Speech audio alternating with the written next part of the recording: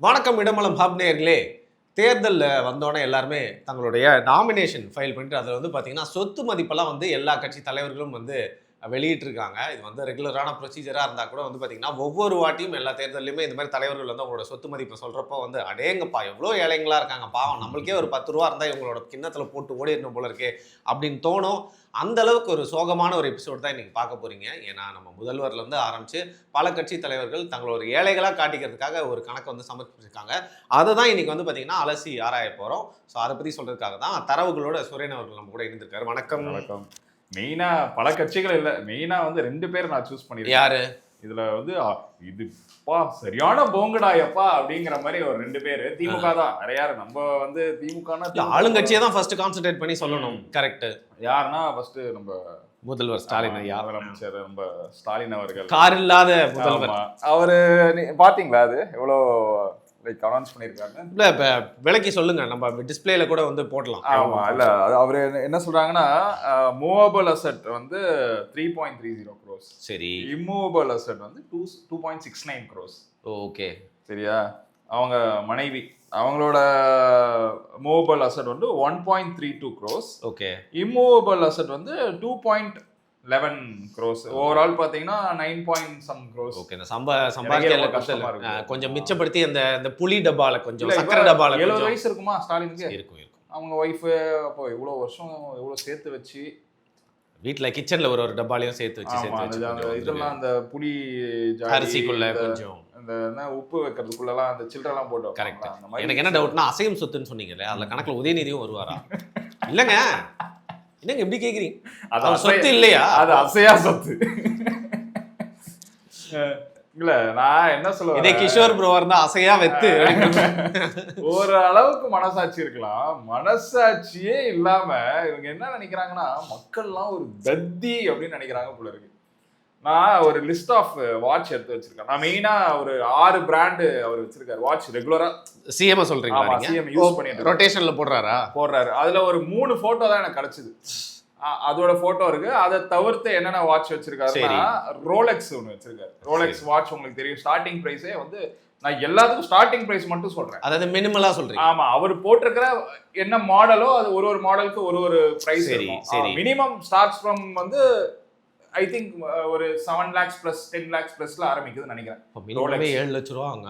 ஆமா, எனக்கு ஸ்டார்டிங்கே ரோலெக்ஸ்லாம் காஸ்ட்லி. அதுக்கப்புறம் ஆர்ட்மஸ் பிகே அப்படின்னு சொல்லிட்டு ஒரு இதெல்லாம் நானும் கேள்விப்பட்டதில்லை. நான் சும்மா அது என்ன பிரைஸ், ஸ்டார்டிங் பிரைஸ் எல்லாத்துக்கும் நான் செக் பண்ணி ஸ்டார்டிங் பிரைஸ் மட்டும் பாக்குறேன். இது 15 லட்சம் ரூபாய் ஸ்டார்டிங் ரோலெக்ஸோட விலை மதிப்பு. ஆமா, அதாவது பேட்டெக் பிலிப்பி. இது வந்து நான் வந்து டாக்குமெண்ட்ரியில கேள்விப்பட்டிருக்கேன். சரி, இந்த வாட்ச் எப்படின்னா ஹேண்ட்மேடு, ஒன்லி 1 piece அந்த மாதிரி, only 5 in the world, only 10 in the world. So rare. அந்த ரிச்சர்ட் மில் மாதிரி அந்த கான்செப்ட். இது ஸ்டார்டிங் பிரைஸ் பாத்தீங்கன்னா இது ஒரு 20 lakhs 25 lakhs. இங்க ஒரு காருங்க. இதுல வந்து கார்டியர் வேற நிறைய பிராண்ட் இருக்கு. இந்த பிராண்ட்லாம் நான் மறந்துட்டேன், ஆனா அது போட்டோவா நான் வந்து போடுறேன். ஓகே, இதெல்லாம் வச்சிருக்காரு சிஎம். இதெல்லாம் யூஸ் பண்ணியிருந்திருக்காரு, நிறைய போட்டோஸ்ல மாட்டிருக்கு அவர் யூஸ் பண்ணி. சரியா? அது ஆதாரத்தோட இருக்கு. ஆமா, அது போக உங்களுக்கே தெரியும் எந்த கார்ல பயணிக்கிறார். டிஃபெண்டர். ஒரு சிஎம். சரி, நீங்க சொல்ற மாதிரி ஒரு ஏழை சிஎம். அவங்க ஏதோ சேவிங்ஸு, அங்கங்க கடன் வாங்கி அந்த சிட்டு அந்த ஃபண்டெல்லாம் போட்டு அதெல்லாம் பண்ணியிருப்பாங்க. சரி, உங்களுக்கு எதுக்கு டிஃபெண்டர் பயணிக்கிறதுக்கு? ஏங்க, நான் உங்களுக்கு புரிய மாட்டேங்குது. இப்போ அவரோட காரணம் எல்லாம் தப்பா எடுத்துருக்கீங்க. சரி, நீங்க அதுக்கே வாங்க. நீங்க அசையாத சொத்தோட அசையும் சொத்து அப்படின்னு ஒண்ணு இருக்கு, அதுக்கு வர நான். அவங்க பேரை வந்து பாத்தீங்கன்னா நல்லா வந்து முன்னேறி இண்டஸ்ட்ரியில ஒரு நல்ல டிஸ்ட்ரிபியூட்டர் அண்ட் ப்ரொடியூசரா இருக்காப்ல. ப்ரொடியூஸ் பண்ண படமும் நல்லா ஹிட் ஆகி போயிட்டு இருக்கு. அதுல வந்து லாபத்தை வச்சு தாத்தாக்கு வாங்கி கொடுத்துருக்காரு. எங்க தாத்தா உயிரோட இல்லைங்க, இந்த நான் ஒரு மாருதி கார் வாங்கி கொடுத்துருக்கேன். புரியுது நீங்க. ஆமா, அவங்க உழைப்புல அவங்க சேர்த்து வச்சு அந்த பணத்துல கஷ்டப்பட்டு உதயநிதியை படிக்க வச்சாங்க. உதயநிதி வந்து ரொம்ப கஷ்டப்பட்டு ஸ்காலர்ஷிப்ல அவர் வந்து இந்த என்ன சொல்லுவாங்க பாஸ் ஆகி பெரிய தமிழ்நாடே திரும்பி பார்க்குற அளவுக்கு மார்க் எடுத்து அவர் வந்தாரு. அவரு கஷ்டப்பட்டு சேர்த்து வச்சு அவரு பையனை படிக்க வச்சாரு. அந்த பையன் பாசமா இது எல்லாத்துக்கும் ஸ்டார்டிங் பாயிண்ட் எங்க தாத்தா தாண்டா அப்படின்னு சொல்லி தாத்தாக்கு 3.5 கோடியில ஒரு காரு வாங்கி. நடுவில் அந்த கதையை விட்டீங்க நீங்க. பையன் என்ன பண்றான், ஃபுட்பாலுக்கு போறான். ஃபுட்பால்ல வந்து பாத்தீங்கன்னா சுனில் செத்ரின் கொஞ்ச நாள் ரிட்டையர்ட் ஆகுதுனால அந்த இடத்த நிரப்பலான்ற அளவுக்கு வந்தாச்சு. அப்போன்னு பார்த்து என்ன ஆகுதுன்னா சினிமா இன்னொரு சைடு கூப்பிடுது. அப்போன்னு பார்த்து என்ன சொல்றாங்க, தம்பி இது வாழையடி வாழையா என்னோட ஃபுட்பால் கேரியர் உச்சத்துல இருந்து நான் வரேன் விட்டுட்டு அரசியலுக்கு நீ ஃபியூச்சர்ல வரணும் தம்பி. இப்போ வந்து தாத்தாக்கு அப்புறம் வந்து உதயநிதி இருக்க மாதிரி உதயநிதிக்கு அப்புறம் நீ இருக்கணும்னு சொன்னதுனால அந்த நடுவுல பார்ட் டைம் பண்ணி இட்லி கடன் ஒரு படம் எடுத்து விட்டு அதுல வந்து லாபத்தால தாத்தாக்கு கடன் வாங்கி தான் எடுத்தாராம். ஆமா, ரொம்ப கடன் வாங்கி பிசினஸ்மேன்லாம் என்ன முதல் போட்டு இது பண்ணுவாங்க, வட்டி கட்டிட்டு இருக்காராம். அதுக்கு அது தெரியுமா உங்களுக்கு? அட்லீஸ்ட் அது வட்டி கட்டி முடிக்கிறதுக்காகவாது அவங்க தாத்தா இன்னொரு வாட்டி ஜெயிக்கணும்னு எனக்கு தோணுது. ஆமாமா, ஜெயிச்சிருவாரு. பாருங்க எப்படி ஜெயிக்கிறாரு மட்டும் பாருங்க. இன்னும் நான் முடிக்கவே இல்லை. அதுக்கப்புறம் இதுக்கு மேல என்ன இருக்கு? இல்ல இதுக்கப்புறம் அதான் அந்த அசையாத சொத்தோட அசையும் சொத்து ஒண்ணு சொன்ன தெரியுமா? ஆமா, அசையாத சொத்து யாரு? நம்ம உதயநிதி அவர்கள். அதுக்கு ஒரு அசையும் சொத்து இருக்கு. அது என்னது? இன்பநிதி. சரியா? இப்ப ஒரு படம் நம்ம ஏதோ ஒரு படம் வருது பாருங்க, 350 crores 400 crores worth Udhayan Inbanithi presence அப்படின்னு பாத்தீங்களா இல்லையா? என்ன படம் அது? ரஜினிகாந்த் படமா? ஜெயிலர் 2வா? இதுங்க ரஜினிகாந்த் கமலஹாசன் ரெண்டு பேருமே. அந்த படம் ப்ரொடியூசர் யாரு? இன்புதான். கஷ்டப்பட்டு புரியுது புரியுது புரியுது. சரி, அவங்க ஏதோ அவங்க வந்து வசதியா இல்லைனாலும் அவங்க பேரங்கெல்லாம் வந்து வசதியா இருக்காங்க. ரஜினி கமலை பாராட்டணும். அதாவது இலங்கை நிவாரண நிதி, புயல் வெள்ளம் இதுக்காக படம் நடிச்சு கொடுக்காம ஒரு சின்ன பையன் கஷ்டத்துல வந்து அவங்க தாத்தாக்கு ஒரு கடன் அடைக்கணும். நான் இவங்க கிட்ட என்ன சொல்ல வரேன், ஒரு குறைஞ்சபட்சம் நியாயம் இருக்கணும்ல. நீ வந்து இப்போ நீ ஊருக்கே தெரியும் நீங்க எப்படி கொள்ளடிக்கிறீங்க, எங்க கொள்ளடிச்சிருக்கீங்க, எங்கெங்க வச்சிருக்கீங்க, உங்க பினாமி கம்பெனி என்ன, துர்கா ஸ்டாலின் மேல எவ்வளவு பினாமி கம்பெனி இருக்கு, ஸ்டாலின் அவரோட அமௌண்ட் கப்பம் கட்டுறது தான் இந்த டிஎம்கே ஆட்சியோட இது. நீங்க கப்பம் கட்டி காசு கல்லால போடுறது ஊருக்கே தெரியும். மனசாட்சியே இல்லாம 2 பேர் ஒருத்தர் 9.70 crores அனௌன்ஸ் பண்ணிருக்கீங்க. இது என்ன ரொம்ப கம்மின்றீங்களா? இல்ல ப்ரோ, நான் இப்ப சொன்ன அவர் டே டு டே லைஃப்ல யூஸ் பண்ற பொருட்களை சேர்த்தீங்கனாலே 10 கோடி வந்துடும் ப்ரோ. சரியா? இதுல நான் நிறைய பேர் சேர்க்கல. மாப்பிள்ளை சார சேர்க்கல, அவர் ஒரு சொத்து, அவங்க டாட்டரை சேர்க்கல. சரியா? இவங்களை நான் வந்து பிக்சர்ல எடுத்துட்டு வரல, ஏன்னா இவங்க வந்து கட்சியில இல்ல. சரியா? அதனால தனியா ஏதோ சன்ஷைன் ஸ்கூல் மாப்பிள்ளை சார் மட்டுமே 30 crores ஒர்த் வாட்ச் வச்சிருக்கதா நியூஸ் இருக்கு. சீரியஸ்லி 30 கோடி ஒர்த் வாட்ச் வச்சிருக்காங்க. கலெக்டபிள்ஸ். ஆமா, நிறைய பேர் இருப்பாங்க வேர்ல்டு அந்த மாதிரி. ரேரஸ்டா சொன்னா 5 in the world, 10 in the world அந்த மாதிரி அவர் நிறைய வாட்ச் அவர் கலெக்ட் பண்ணி வச்சிருக்காங்க. சரியா? இதெல்லாம் நம்ம ஆட் பண்ணா எங்க போவோம்? எங்கேயோ போயிடும். ஓரளவுக்கு நியாயமா கொடுக்கலாம்ல. நீ என்ன அவ்வளோ கஷ்டப்படுற மாதிரி நீ போடுற கண்ணாடி என்னது, என்ன பிராண்டு? உன் பையன் போட்டுக்க டிஷர்ட் 60,000 ரூபா. எதுங்க இந்த வெள்ளை டிஷர்ட்ல இங்க கலைஞர் இது கொடி? ஆமா, ஏதோ ஒரு இது வச்சுட்டு அது என்ன சின்ன வயசுல நம்ம பேட்ஜ் போட்டு சுத்தமே. திருப்பூர்ல போனா 350 ரூபாய்க்கு 2 கிலோ போடுற பிராண்டு. அது 60,000 ரூபாவோ 70,000 ரூபாவோ அந்த சட்டை. நீ என்னன்னா 10 கோடி ரூபா கூட தாண்டாம அனௌன்ஸ் பண்ற. சரி, அந்த கூத்த விடுங்க. சரி, ஊரை ஏமாத்தி அது பரம்பரையா ஏமாத்துற பழக்கம் இன்னும் ஏமாத்திட்டு இருக்கு. இன்னும் மக்கள் நம்பிட்டு இருக்கு. அடுத்து ரேங்க் 1 நம்ம WWE இடுவோம்ல, ரேங்க் 2 அப்படின்னு பாத்தீங்கன்னா நம்ம கேஎன் என்ன சொல்றாருன்னா, அவரும் விவசாயி, சென்னையில இவங்க ஏழைனா திருச்சியில அவங்க பெரிய தலைக்கட்டு பேர் பெரிய ஏழையாச்சு. பெரிய ஏழை பாருங்க, வேஷ்டி கூட கரை வேஷ்டி தான் இருக்கும், அங்கங்க ஓட்டை இருக்கும், காத்து வாங்கறதுக்கு கோமனம் தான் கட்டிட்டு இருக்காரு. ஐயோ, எந்நேரமும் அந்த மம்முட்டியும் இதையும் வச்சுதான் சுத்திட்டு இருக்கு. ஒரு விவசாயி. அது வேற. அவர் என்ன பண்றாருன்னா 2024 இருந்து 2025 அவரோட வருமானம் பாத்தீங்கன்னா 17 லட்சம் ரூபா தான். அந்த 17 லட்ச ரூபா சேர்த்து வச்சாங்க திருப்பதியில போய் உண்டியல்ல போட்டாங்க. 17 லட்சம் திருப்பதி உண்டிய போட்டது எவ்வளவு தெரியுமா? எவ்வளவு? 44 லட்ச ரூபா. எனக்கு தெரிஞ்சு 17 லட்ச ரூபா மீதி வந்து கடன் வாங்கி அதை வந்து போட்டிருக்காரு. கடன் வாங்கி இருக்கலாம். சரி, கடவுள் தானே முக்கியம். என்னைக்கா இருந்தாலும் கடன் வாங்கியும் 44 லட்ச ரூபா போட்டிருக்கோம். சரியா? முடியறதுக்குள்ள கண்ணில தண்ணி வச்சுடுறோம் போல இருக்கேன். நான் எனக்கே ஒரு மாதிரி என்ன சொல்றது, ஒரு மாதிரி டிசியா இருக்கு உங்க கஷ்டத்தெல்லாம் கேட்கும்போது. விடுங்க, நம்ம டியூட்டியை பார்க்கணும். எவ்வளவு பேர் கஷ்டப்படுறாங்க, மந்திரிங்களும் இவ்வளவு கஷ்டப்படுறாங்கிறது நினைக்கும் போது பெருமையாவும் இருக்கு ஒரு சைடு. இன்னொன்று என்னன்னா, அசையும் சொத்து 1.25 crores. K Nehru immovable asset 1.17 crores. இதோட நான் என்ன பண்றேன், ஒரு வீடியோ அவர் பேசுறது நம்ம போடுறேன் இந்த கிளிப்ல. மொத்தம் எவ்வளவு ஏக்கர் சார் இருக்கு? 150 ஏக்கர். 150 ஏக்கரா? மைக்கில் ரெக்கார்ட் ஆகிடும், சொல்லிடுவேன். உங்க பண்ணைக்கு வந்தா இந்தியா முழுக்க உள்ள மாடுகளை பார்க்கலாம். நான் 500 மாடு வரைக்கும் வச்சிருந்தேன்.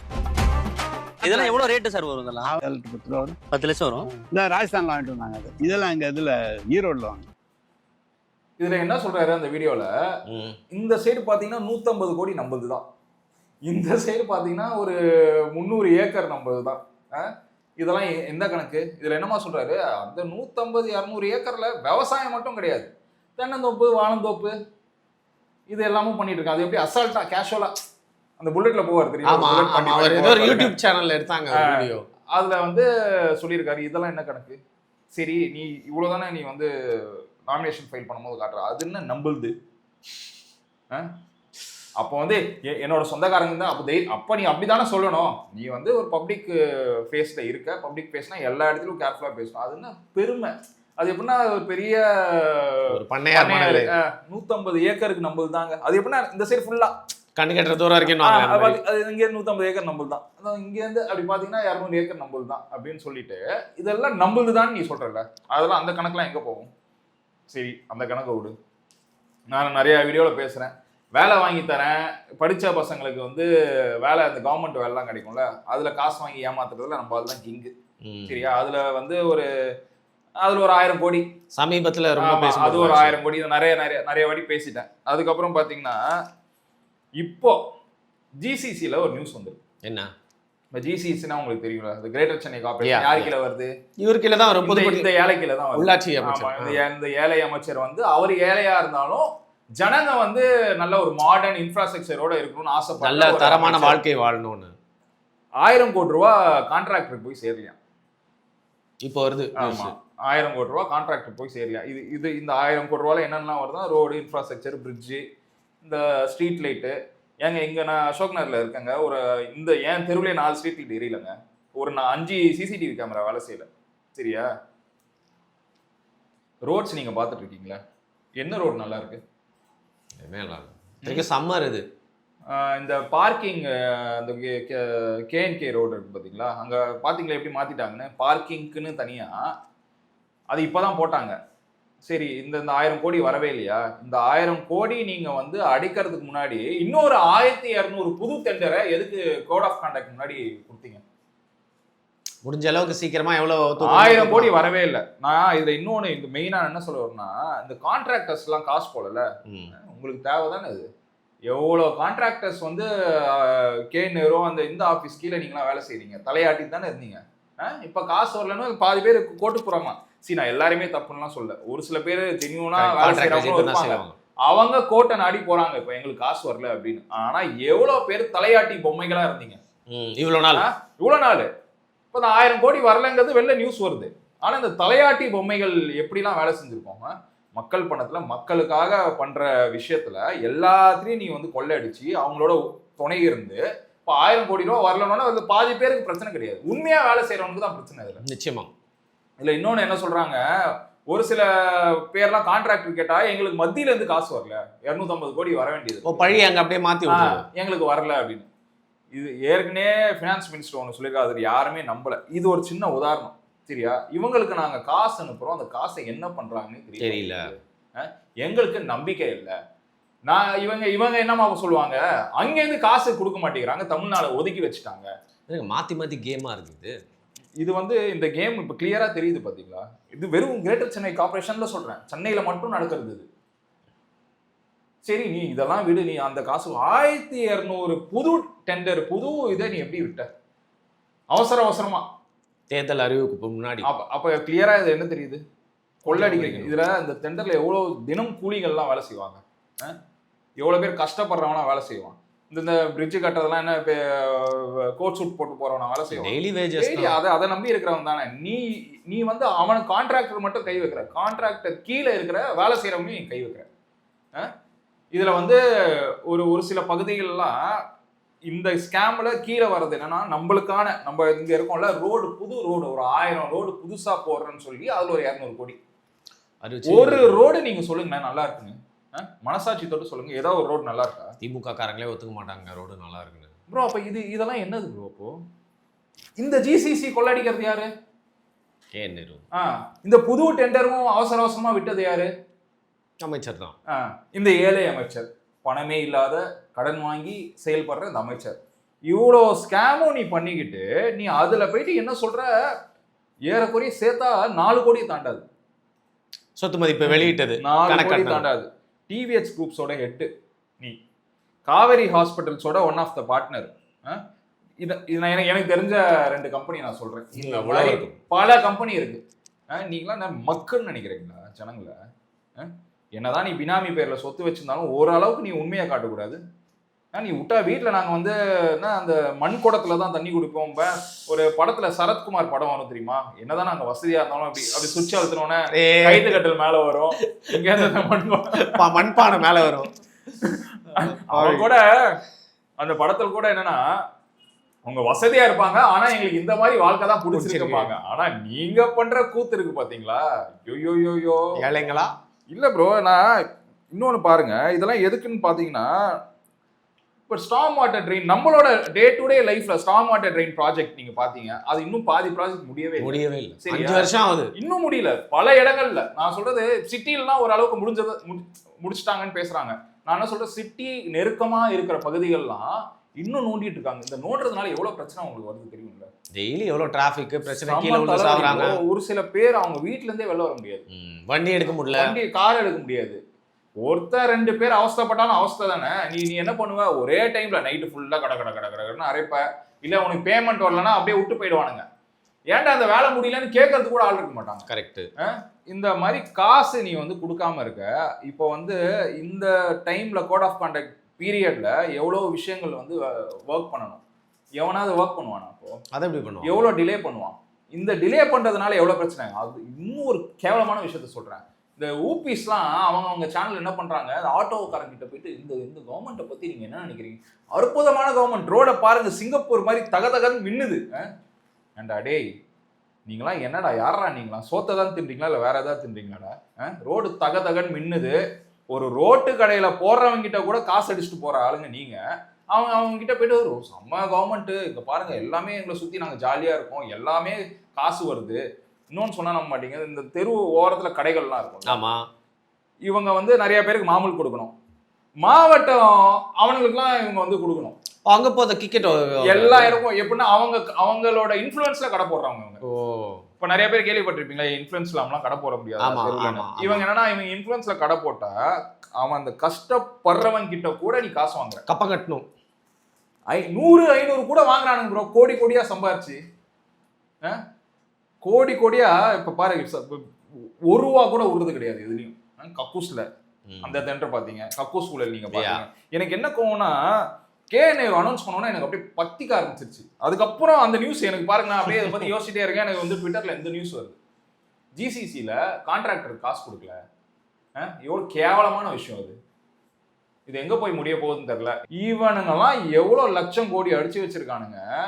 கேட்டா முன்ன 3.5 crores தான் என்னோட அசட் வேல்யூ அப்படிங்கிறாங்க. இவனுங்கெல்லாம் என்னமா சொல்லணும், வரவே கூடாதுங்கிற. இடி கேஸ் ஏன் இன்னும் ஃபைல் பண்ணாம இருக்கணும்னால, எவ்வளவு சின்ன பசங்க வாழ்க்கையில விளையாண்டுருக்கீங்க. இவனுங்களாம் விடவே கூடாது ப்ரோ. நான் வெறும் 2 பேர் எடுத்து வச்சிருக்கேன். நான் வந்து டெய்லி ஒருத்தனை பத்தி போடலான் இருக்கேன். புரியுதா? அடுத்து செந்தில் பாலாஜி வருவார்ல, அவர் என்னென்ன இந்த மாதிரி ஜித்து விளையாட்டுலாம் விளையாடுறாரு, அவர் எங்கெங்கெல்லாம் கை வச்சாரு, இதெல்லாம் ரிலீஸ் பண்ணலாம். தியாகத்தை பத்தி பேசியே ஆகணும். ஐயோ, நான் வந்து கஷ்டப்படுறேன், நான் வந்து எந்த இடத்துல இருந்தாலும் நான் ஜெயிப்பேன், எனக்கெல்லாம் பயம் கிடையாது. நீ ஜெயிப்பப்பா, உனைய அடிச்சு வச்சிருக்கிய. நான் இந்த எலெக்ஷனுக்கு 2 வருஷத்துக்கு முன்னாடியே இப்போ இந்த வாஷிங் மிஷின் ஃப்ரிட்ஜ்னு பேசிக்கிறாங்களா, அப்பயே வாஷிங் மிஷின் ரெடி பண்ணி டிஸ்ட்ரிபியூட் பண்ண ஆரம்பிச்சிட்டாப்ல. 13,000 ரூபாய் ஒர்த் வாஷிங் மிஷின் அவர் தொகுதியில. இப்போ அதுக்கு வருவோம், அடுத்த வீடியோல ஒருத்தங்களா போட்டு உடைப்போம். ரைட். இப்போ என்னன்னா, மக்கள் இதெல்லாம் பார்த்துட்டு அவங்களுக்கு ஒரு தெளிவு இருக்கும், இதெல்லாம் வந்து சும்மா அடிச்சு விடுறாங்க அப்படிங்கறத அவங்க புரிஞ்சுக்கிட்டா போதும். ஏன்னா இவங்க சொல்றது அப்படியே கண்மூடித்தனமா நம்ம வெளியில வந்து பேசணுங்கிற மக்களே, என்னடா நீங்க நடிக்கிறீங்க அப்படின்னு கேட்கணும். ஓரளவுக்கு நடிக்கலாம், மனசாட்சியே இல்லையா? நீ என்ன பண்ற, இப்ப அனௌன்ஸ் பண்ணி ஒரு 1.5 வருஷம் முன்னாடி பார்த்தோன்னா அந்த KNU மாதிரி ஆளுங்களாம் விவசாயம் இந்த நிலம்லாம் எந்துதான். நீ அப்ப எதுக்கு அந்த பயம் இருக்கணும்ல, எந்துன்னு சொல்லவே நீ பயப்படணும்ல. நீ இப்படி ஒரு அனௌன்ஸ் பண்ற, எனக்கு இவ்வளவுதான் இருக்குன்னா அப்புறம் என்ன தேர்த்து நீ எந்துங்கிற இதெல்லாம். இது மட்டும் இல்ல, இவ்வளவு வேலை நான் பாக்குறேன், அப்படியே அந்த புல்லட்ல அப்படியே வர வேண்டியது கைப்புள்ள மாதிரி. இதெல்லாம் இருக்கு, இதுக்கெல்லாம் இருக்கு. இல்லை மக்கள் வந்து பார்த்தீங்கன்னா தொடர்ந்து இவங்களை ஜெயிக்க வச்சுட்டே இல்லாமல் வந்து இவங்களுக்கு ஒரு அதிர்ச்சி வைத்தியம் கொடுப்பாங்க அப்படின்னு நம்பவும் இதில் வந்து எந்த அளவுக்கு வந்து நம்ம கண்ணை வந்து மூடுறதுக்காக வந்து பார்த்தீங்கன்னா அநியாயத்துக்கு போய் சொல்கிறாங்க அப்படிங்கிறத இவங்க காமிச்சிருக்க கணக்கு. நீங்கள் சொல்கிற மாதிரி ஒவ்வொரு வேட்பாளரும் ஸ்டார் வேட்பாளர்களை நீங்கள் வந்து சொத்து கணக்கு எடுத்து நம்ம டெய்லி ஒரு காணொலியில் பேசலாம்னு நினைக்கிறேன். இல்லை இவங்களை பற்றி எப்போவுமே ஞாபகம் வச்சுக்கணும். வெறும் எலெக்ஷன் டைமில் இதை பார்த்துட்டு நம்ம மறந்துடுறோம். சரியா? நம்ம நினைவுபடுத்திட்டே நம்ம வாழ்க்கையில இருக்கிற பிரச்சனைகளுக்கு அதிகம் நம்ம வந்து டே டு டே லைஃப்ல நம்ம என்ன சம்பாதிக்கிறோமோ அதை வச்சு ஓடிட்டு இருக்கோம். ஆனா இவனுங்களை மறக்க கூடாது. சரியா? இவனுங்கெல்லாம் என்னென்ன பண்றானுங்க, எப்படிலாம் ஏமாத்துறானுங்கிறது ஒரு நாளும் ஞாபகம் வச்சுக்கணும். கஷ்டப்படுற நம்ம கஷ்டப்பட்டு தான் இருக்கும். ஒண்ணுமே பண்ணாம உட்காந்துக்கிட்டு இவனுங்க அடிச்சு வச்சுக்கிட்டு என்ன நடிப்பு நடிக்கிறானுங்க. இது அவங்க மறக்கவே கூடாதுங்க. சரி, அப்போ வந்து லைக் தினமும் ஒரு அப்டேட் உங்ககிட்ட இருந்து எதிர்பார்க்கலாம். கண்டிப்பா நாளைக்கு யாரோட சொத்தை வந்து எக்ஸ்போஸ் பண்ண போறோம் அப்படிங்கறத வந்து எல்லாருமே பொறுத்திருந்து பாருங்க. தொடர்ந்து பார்த்துட்டு இருந்தீங்கன்னா வந்து சப்ஸ்கிரைப் பண்ணிட்டீங்களா அப்படிங்கறத வந்து ஒரு செகண்ட் செக் பண்ணிட்டு இல்லைனா வந்து பண்ணிருங்க. மிக்க நன்றி.